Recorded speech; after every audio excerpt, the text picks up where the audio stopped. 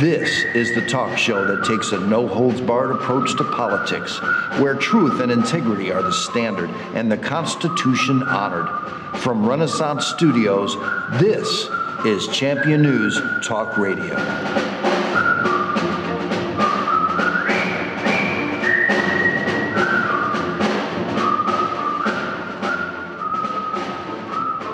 Good morning and welcome to another great edition of Champion News Talk Radio, brought to you by championnews.net, your choice for the conservative voice.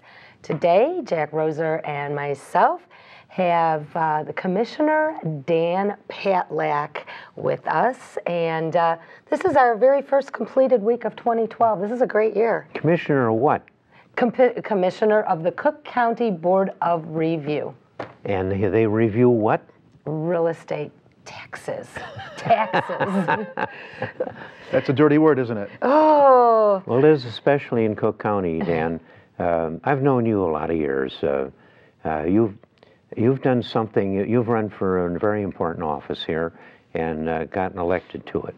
And you're up for re-election, aren't you? I've known you a long time. You've helped other people for Park District and other things along the way. You've been a good, steady guy for the decent things in Republican politics. Congratulations. There's less baloney and more work in you than most any politician I know. Well, thanks a lot, Jack. I really appreciate the kind words, and it's a pleasure to be on the show with you. It's an honor to be asked to be here on your program. And it's been an exciting year at the Board of Review. You know, for most taxpayers, I think for all of them, well, most, they don't mind paying taxes. They expect that they have to, and that it pays for some value. But their concern is they don't want to pay more than their fair share. And that's what the Board of Review is there for, is to make sure that no taxpayer is paying more than their fair share. So someone who's aggrieved, who thinks their assessment is too high, can come to us, provide information about their property and why they feel that it's overassessed. We review the information, and if we agree, they get a reduction in their assessment, which normally leads to a reduction in their tax bill, or at least a lower tax bill than they would otherwise have to pay had they had to keep the old Dan, assessment. you worked for the Board of Review as an employee in its earlier days, because it isn't very many years old. It's been around about 10 years, something like that? Well, the Board of Review was preceded by the old Board of Appeals. That was a two-member board, and it was always two members that were elected at large, and it always turned out to be two Democratic men from the city of Chicago. In 1998, the Board of Review was started because of legislation that was passed a year or two earlier that created a three-member Board of Review, and it divided Cook County into 3 districts. And it made it possible for a Republican to be elected to the Board of Review, and for Republicans to have some representation there, which I think is vital to make sure that you keep the Board of Review on the up and up, because you don't want any office to be controlled completely by one party. Let me say things that I found out about I'm an old guy. I'm born in Chicago, and the Irish side of my family lived on the west side. So I know a lot about Chicago. I got the feel of it. But one thing is that Cook County, including Chicago, is absolutely unique among all the counties in the state of Illinois. It is the only one which has a scheme where businesses pay twice the real estate tax as homes. That's based on their attempt to make Cook County a hellhole for all the businesses in it, because that's what they've done. Democratic Party has for years, because houses vote and businesses don't. And so when it comes to the equalized assessed valuation, it gets unequally done right from the get-go under the law in Cook County.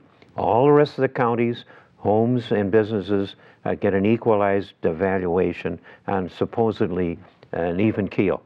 Things can get adjusted, as you've seen with Sears and other big companies, to try and keep them in Illinois, because our tax system is very abusive, both on real estate and on everything else. They're abusing everybody, and they're trying to make businesses stay here, despite the abuse that these people in Chicago and Madigan downstate, they've abused all of industry, and the jobs are fleeing Illinois because of the crazy taxes and the regulations. And that's the background of it. So you've got businesses being put in a position where their taxes are quite unfair often. It's why I moved my little growing business out of Cook County, and I got out here in Kane County when I had about 25 employees. I got about 550 in a high-tech vertical manufacturing business here in Illinois, and it's profitable, and we're hiring people. That's auto engineering. We make stuff for airplanes and space vehicles and police officers, stuff that's got to work, and we are successful, which is unusual in Illinois. But Cook County has abused people, and you're an honest representative of the board that tries to even that out and make it as fair as possible in Cook County. And it's a tough job, and I know you're there to use the tax laws as fairly as possible. I know that's true of you. There are other people that are using it in a political way, and that's why so many companies are afraid to donate to Republican candidates that run as Republicans. So, Dan, without making a crusader out of you, because that's maybe not the right title, you're a workaday guy. I am. And you're trying to do the right thing. And that's very unusual, and you're to be commended for it, and you're not trying to, I'm saying things that I know you don't go around picking on people and saying things like that. You just plain do the good job. I'm going to shut up now.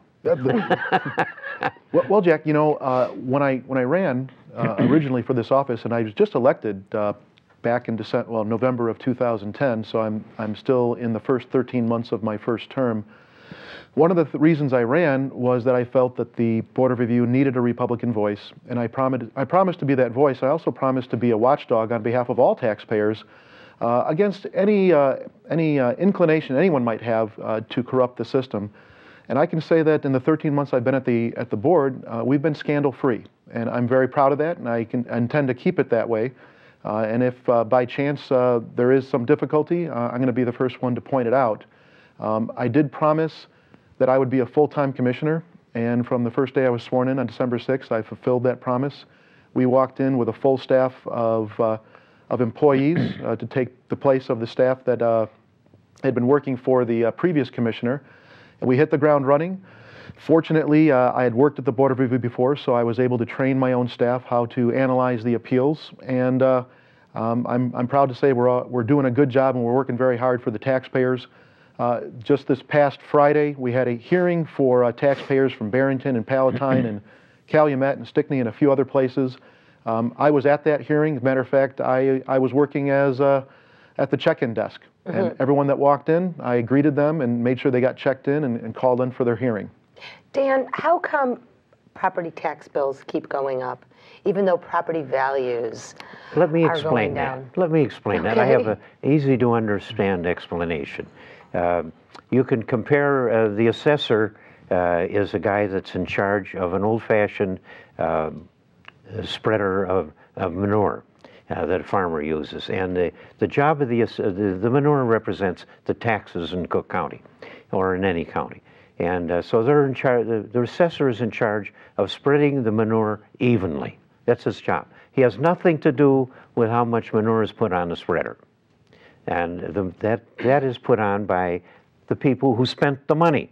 And if these twits have blown the money with bad contracts and everything they do is way too expensive, they spend the money, we have to be taxed to get it out.